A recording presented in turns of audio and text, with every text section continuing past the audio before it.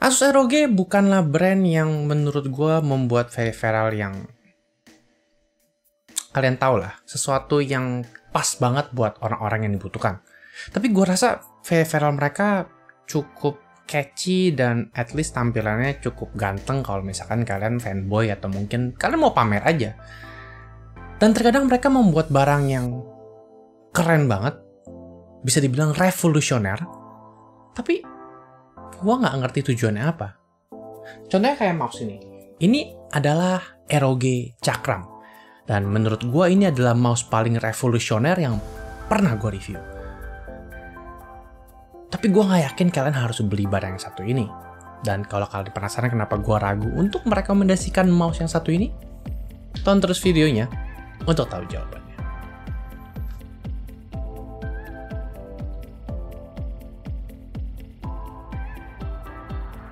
Sebelum kita bahas soal mouse yang revolusioner ini, gue pengen ajakin kalian untuk subscribe ke channelnya kalau misalkan kalian belum subscribe, supaya kalian ketinggalan review-review seperti barang-barang revolusioner dari Asus, atau mungkin review peripheral gaming dan mungkin keyboard-keyboard lucu dari brand lainnya.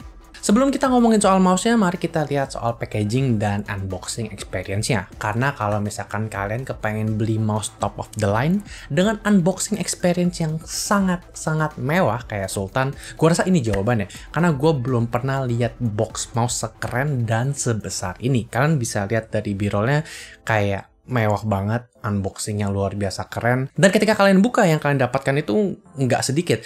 Jadi kalian bisa lihat di unboxing, kalian bisa mendapatkan mouse-nya sendiri, lalu kalian mendapatkan pouch yang bisa digunakan untuk mengantongin mouse kalian kalau misalkan kalian mungkin pergi ke LAN party atau mungkin ke warnet untuk somehow menggunakan mouse yang super keren ini. Lalu ada plakat logo mata ROG, lalu ada tentu saja receiver yang terdapat di dalam mouse-nya, buku manual, kabel USB-C untuk bisa ngecas mouse-nya kalau misalkan baterainya habis, lalu ada converter USB-C ke USB-A untuk bisa menjadi colokan receiver kalau misalkan colokan ke PC kalian jaraknya terlalu jauh sama mouse, dan juga piringan putih yang bisa digunakan untuk mengganti custom logo yang nanti kalian akan mengerti kenapa ini menjadi barang yang sangat menarik. Nah, kalau kalian sudah kecantol dengan unboxing experience dari mouse ini, kalian pasti akan merasa lebih sultan lagi kalau kalian lihat body dari ROG Cakram yang satu ini. Karena bisa bilang bahwa body mouse ini cukup estetik dan gak heran bahwa mereka menempelkan EVA Award di kotak ROG Cakram mereka. Nah, kalian harus perhatikan bahwa mouse ini bukan mouse ambidextrous. ROG Cakram ini didesain hanya untuk digunakan untuk tangan kanan saja. Jadi untuk kalian yang para kidal, kebetulan kalian belum bisa pakai mouse yang satu ini. Nah, menariknya untuk grip di mouse ini, di bagian jempol dan juga di bagian kelingkingnya, mereka nggak menggunakan bahan yang aneh-aneh kayak karet yang bisa kalau udah berumur bakal jadi lengket atau mungkin bakal jadi kertas.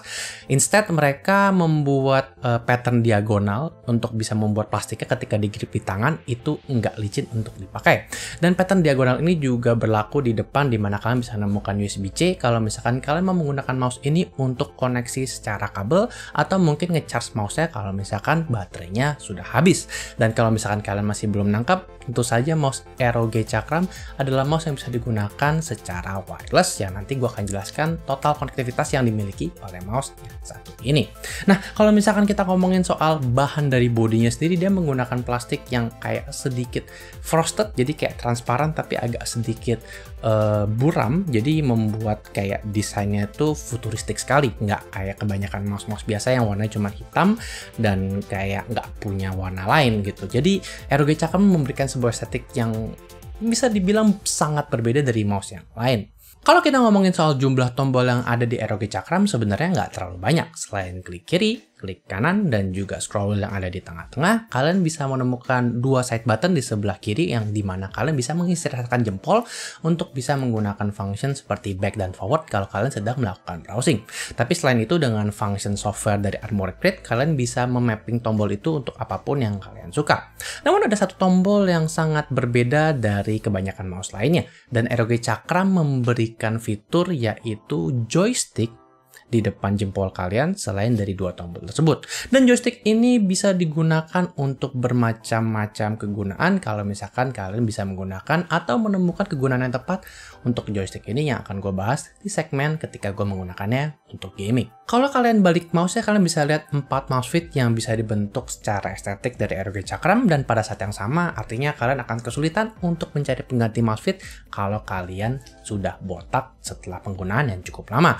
Dan tentu saja, seperti kekecewaan gue, ROG Cakram tetap datang dengan mousepad berbahan teflon yang sebenarnya nggak terlalu tebal dan cukup licin ketika kalian gunakan pertama kali, tapi ya seperti biasa ketebalannya nggak cukup untuk menurut gue bisa memberikan grip yang cukup gigit kalau misalkan kalian pakai di mousepad ketika bermain gaming tentu saja. Nah, kalian bisa menemukan tombol yang ada di atas yang bisa kalian gunakan untuk mematikan atau menyalakan dua konektivitas wireless yang ada di ROG Cakram tersebut, yaitu koneksi Bluetooth dan juga koneksi wireless yang sudah di-provide dengan menggunakan dongle 2,4 GHz yang kalian bisa umpetin di bawah body mouse-nya. Dan kebanyakan mungkin orang akan menggunakan koneksi 2,4 GHz karena itu biasanya koneksi yang jauh lebih stabil.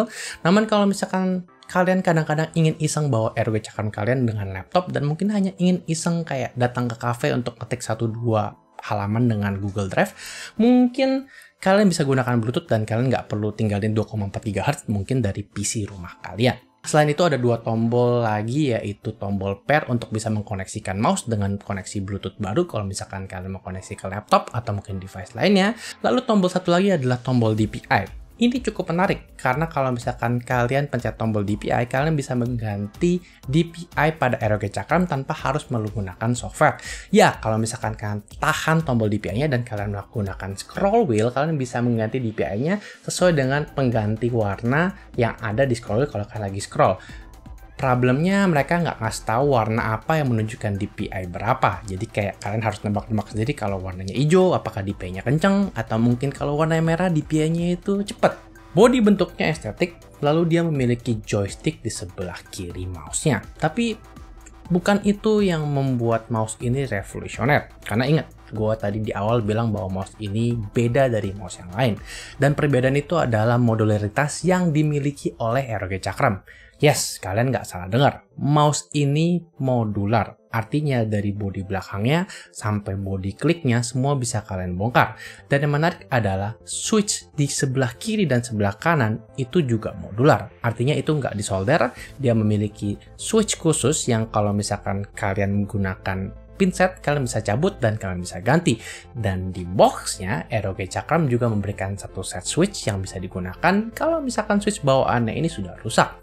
Dan bahkan kalau misalkan kalian nggak mau pakai switch bawaan dari yang diberikan oleh Cakram, gue kalau misalkan beli switch-switch eksternal yang mungkin kalian bisa cari di e-commerce, itu juga bisa masuk. Artinya kalau kalian mau menginvestasikan uang kalian untuk membeli ROG Cakram, bisa dibilang mouse ini bisa tahan selamanya dan kalian bisa memanfaatkan modularitas itu untuk bisa mencari switch mouse yang mungkin menurut kalian bumpnya lebih enak buat tangan kalian. Ingat logo putih yang tadi kalian bisa lihat di box bisa digunakan untuk mengganti logo?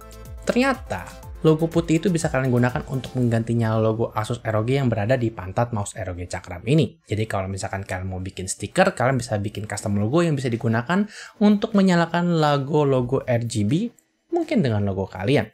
Atau mungkin kalau plastik yang nggak cukup dengan stiker, kalian bisa bikin 3D print sendiri.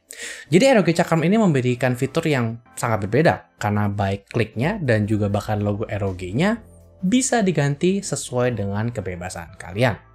Namun gue rasa semua customisasi itu memiliki kekurangan yang menurut gue membuat mouse ini menjadi agak aneh dan bisa dibilang terlalu revolusioner. Karena kalian mesti ngerti, ROG Cakram memiliki lampu RGB yang sangat keren di depan mulut mouse-nya dan juga di logo ROG-nya sendiri. Tapi karena keputusan mereka untuk memberikan body yang translucent dan agak sedikit buram, logo ROG-nya tidak bisa menyala dengan cukup maksimal dan terkesan aneh gitu. Jadi agak buram. Dan kalau misalkan kalian menggunakan plat putih yang kalian bisa capai untuk bikin logo custom sendiri, gue sendiri nggak ngerti bahwa logo itu bisa seberapa keren. Nah, selain itu, gue rasa mekanisme yang digunakan untuk menggunakan modularitas kiri dan klik kanan ini cukup aneh. Karena seberapa canggih pun yang kalian bisa lihat di B-roll, mereka menggunakan teknik pegas dan juga magnetik untuk bisa memberikan kliknya terpisah dari bodinya. Namun, seberapa awet kira-kira klik itu. Jadi walaupun mungkin switch kliknya bisa kalian ganti, kalau misalkan part itu ada yang problem atau mungkin pegasnya hilang, apakah ROG atau Asus akan memberikan replacement part untuk bisa memaintain ROG Cakram yang satu ini? Jangan salah ya, mouse ini tetap mouse yang bagus. Dan gue tahu dari tadi gue nggak ngomongin sensor, tapi mouse ini menggunakan sensor top of the line. Ini 3389 dan nggak ada skipping sama sekali. Kalau kalian mau main apapun itu terserah. Tapi mouse ini berat. Mouse ini kayak 110 gram plus gitu, dan ini bukan mouse yang ringan. Dan gua rasa kalau kalian mau main FPS, gua nggak yakin kalian pasti mencari mouse yang berat. Tentu saja mungkin lu punya preferensi kalau lu mau main FPS dengan mouse yang berat, dan ada banyak game yang kalian bisa mainin nggak cuma mouse FPS gitu kan. Kalian bisa mungkin main RTS atau mungkin kalian main strategi. Kalau kita pakai mouse ergonomik untuk editing enak sih, tapi joystick ini menurut gue cukup aneh, karena joystick ini sebenarnya mau digunakan ROG Cakram untuk bisa memberikan kontrol lebih. Contohnya kalau misalkan kalian bisa memapping kamera, kalian bisa kayak main game dengan satu tangan tanpa harus menggunakan keyboard. Jadi contohnya gue mencoba dengan game Steam, itu Risk of Rain 2. Kalian bisa menggunakan kontrol mouse-nya untuk kamera, dan kalian bisa menggunakan joystick-nya untuk kontrol WSD. Tapi siapa sih yang main kayak begitu?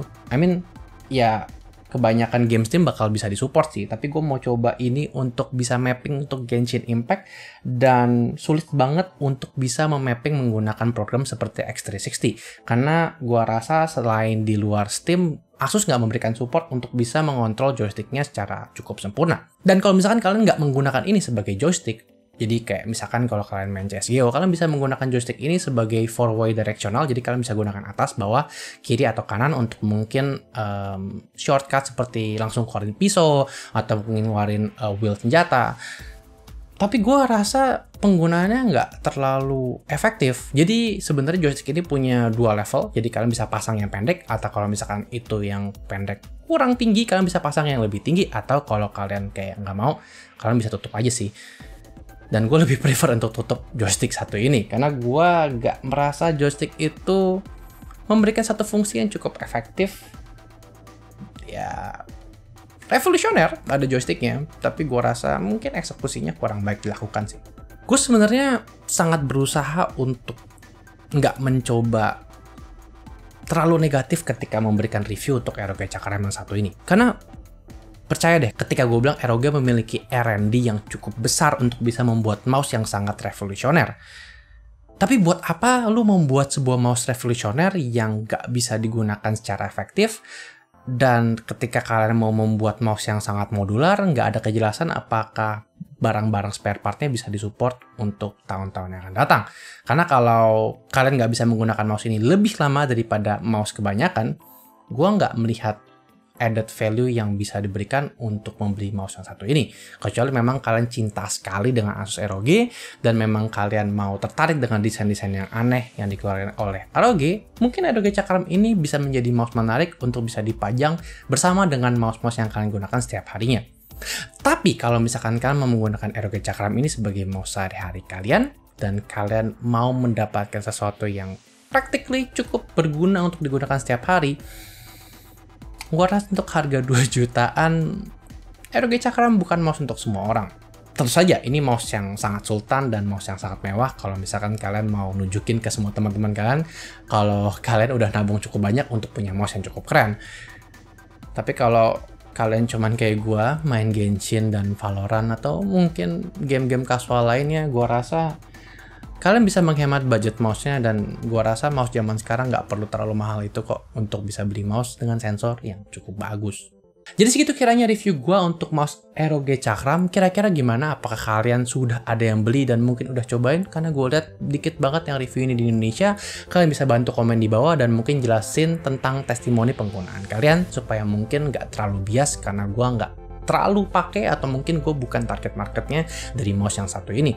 Dan kan juga bisa saranin kira-kira produk apa yang pengen gue review untuk di review video selanjutnya. Mau itu keyboard boleh, mau itu mouse boleh, mau itu yang lain juga boleh.